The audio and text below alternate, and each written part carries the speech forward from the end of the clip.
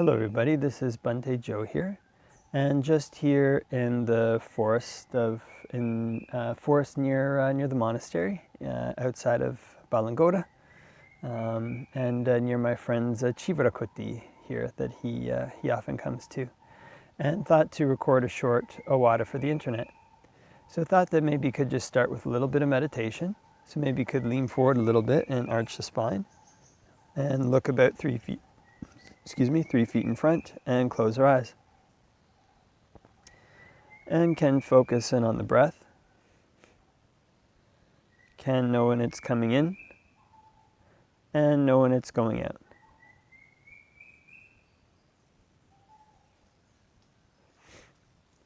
If we breathe in a long breath, can just know, I'm breathing in a long breath. And if we breathe in a short breath, can just know, I'm breathing in a short breath.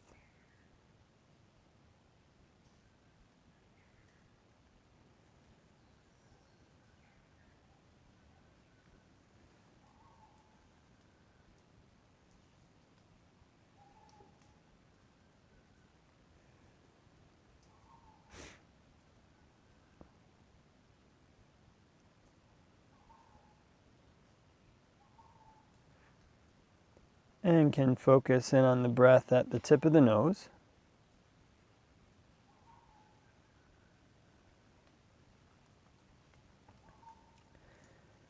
And if notice any patterns of tension or tightness around the nose, around the face, can just let those relax.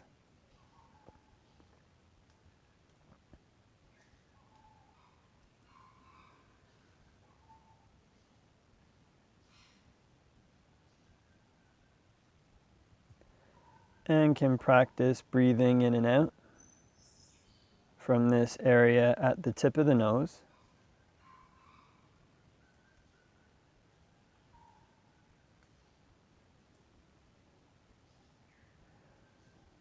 And when breathing in and out from the tip of the nose, can be helpful to change one's perception of the breath.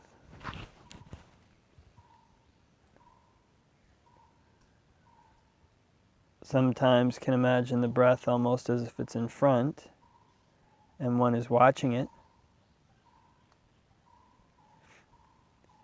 But instead can change perception so that it's almost like one was right in the center of the breath.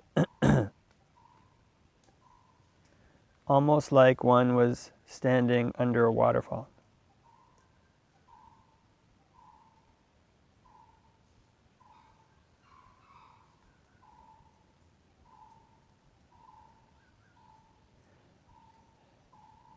So on the in-breath, one can be totally immersed by the breath. On the out-breath, one can be totally immersed by the breath.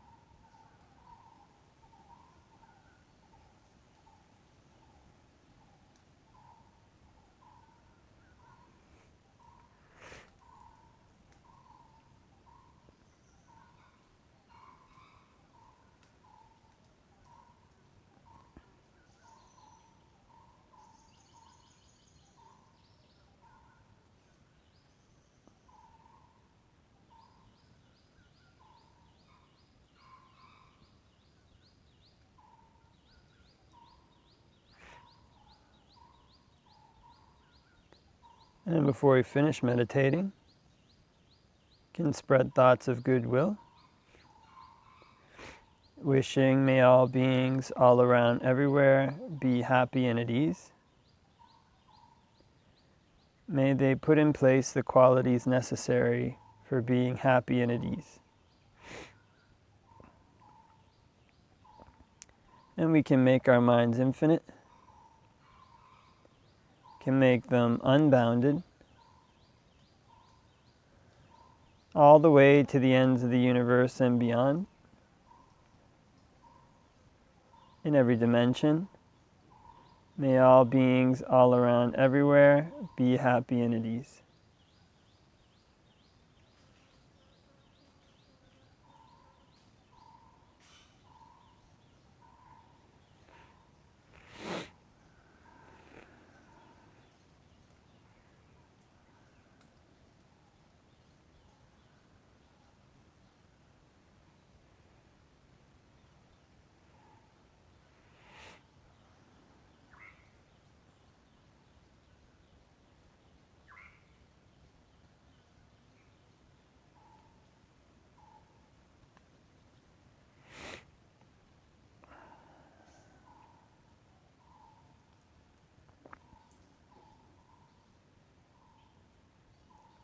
Okay, and can open our eyes and maybe do a short Dhamma discussion for the internet. Namo tassa bhagavato arahato samma sambuddhassa. Namo tassa bhagavato arahato samma sambuddhassa. Namo tassa bhagavato arahato samma sambuddhassa. Buddhaṃ saranang gacchāmi, Dhammaṃ saranang gacchāmi, Saṅghāṃ saranang gacchāmi. Tatiyampi Buddhaṃ saranang gacchāmi, Tatiyampi Dhammaṃ saranang gacchāmi, Tatiyampi Saṅghāṃ saranang gacchāmi. Tatiyampi Buddhaṃ saranang gacchāmi, Tatiyampi Dhammaṃ saranang gacchāmi, Tatiyampi Saṅghāṃ saranang gacchāmi. So, hello everybody. So just here, as I said, in the forest here today, and it's a very nice day here in Sri Lanka. It's been nice warm weather, and forest here is nice and cool with a good canopy. And so thought to just record a short Dhamma discussion. Was asked a question by suttas.com. Who sent a series of good questions, asked them if they had any questions, sent a series of good ones for Dhamma discussion. And the question that they'd asked was, some people say that the principle of nonviolence means that all Buddhists should be vegetarians. And basically, how can we explain the Buddhist principle around eating meat? And so, the Buddha actually laid down a rule for monks that they can't eat meat that they've seen or heard or suspected had been killed specifically for them. So that's basically the rule for monks around meat, eating meat. And then for lay people, the precept against killing basically is carte blanche. It means, don't kill anything. So for lay people, they also cannot, they cannot kill animals for, and then eat their meat.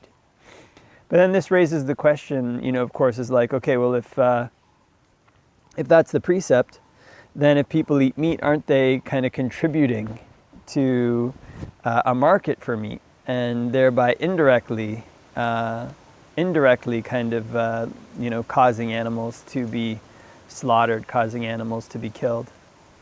And so this is one of the ways that the Buddha kind of, as a great teacher, you often see him striking balances between various competing principles.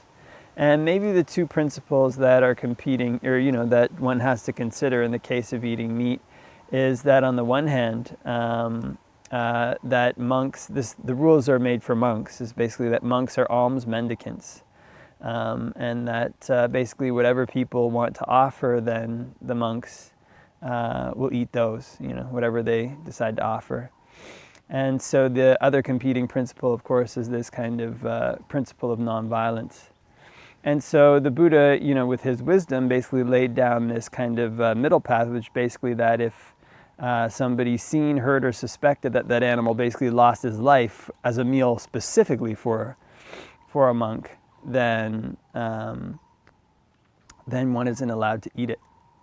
So it was interesting when I was kind of young and in university, and we took an economics course, and we learned that there's certain goods, certain things that people like to eat or consume or whatever, that they say it has inelastic demand, which basically means that no matter how much you raise the price, people are still going to want to try to consume some of it.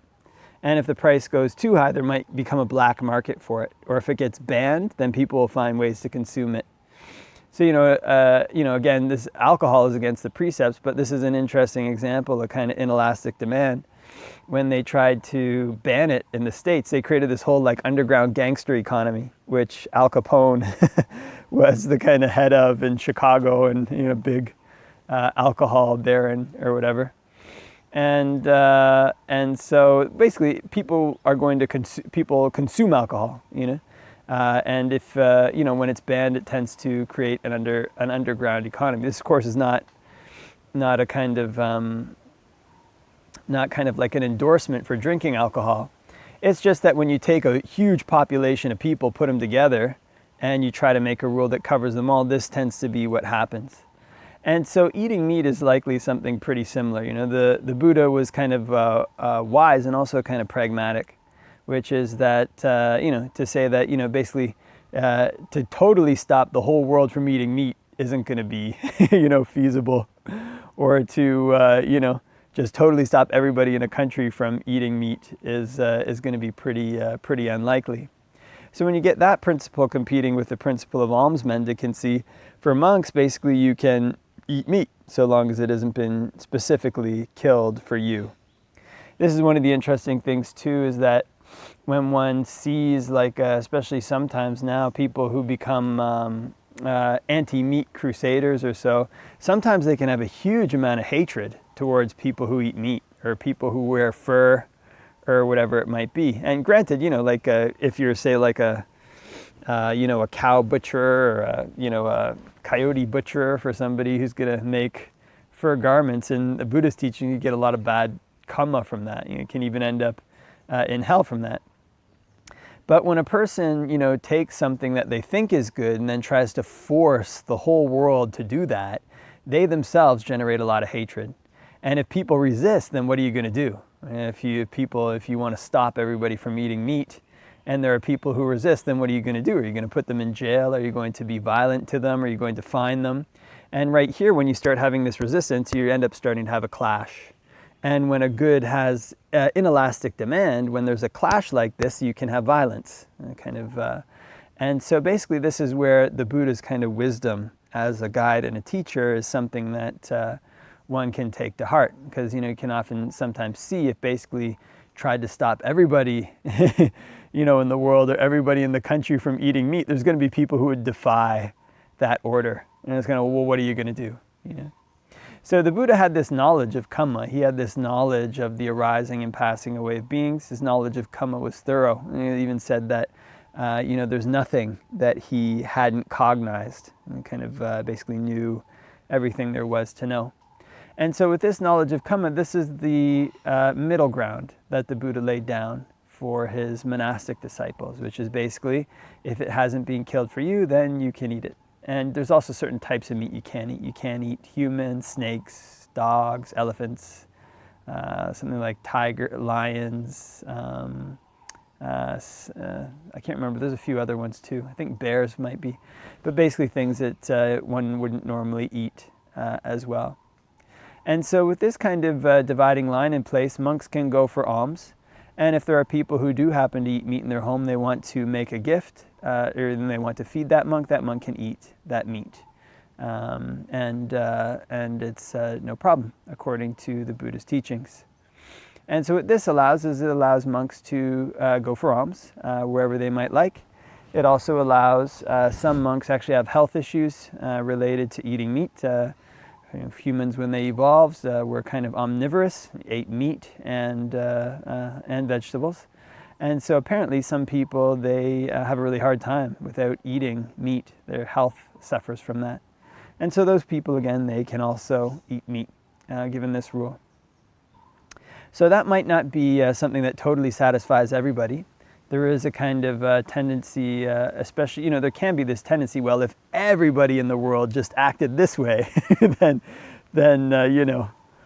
things would be this way. If everybody in the world did this, then things would be this way.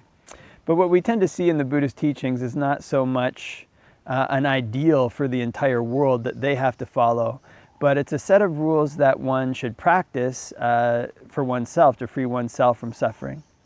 And so rather than kind of looking to force the whole world not to eat meat, or to force every Buddhist not to eat meat, we have the Buddha's guidelines on just what it means not to engage in killing, which is not to kill meat specifically for oneself, or to consume meat that, for monks, that one knows, hears, or suspected has specifically been killed for oneself. And this is seen to be the way to balance all those principles, the best balance for them, the best balance for the principle of basically not trying to force your will on everybody and create a lot of conflict, the best balance for the principle of not killing, the best balance for the principle of alms mendicancy, best balance for the principle of those who might need meat for their health. And this is the genius of the Buddha, that he's able to carve a middle path like this for us to follow. Us able to carve a middle path that's pragmatic and also effective.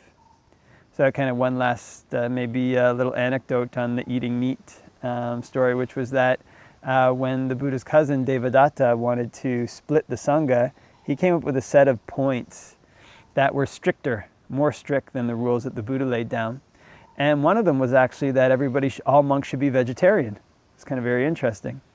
And other ones were like all monks should live at the foot of a tree. They shouldn't have dwellings, things like that. I can't remember. But basically trying to make himself look more strict than the Buddha.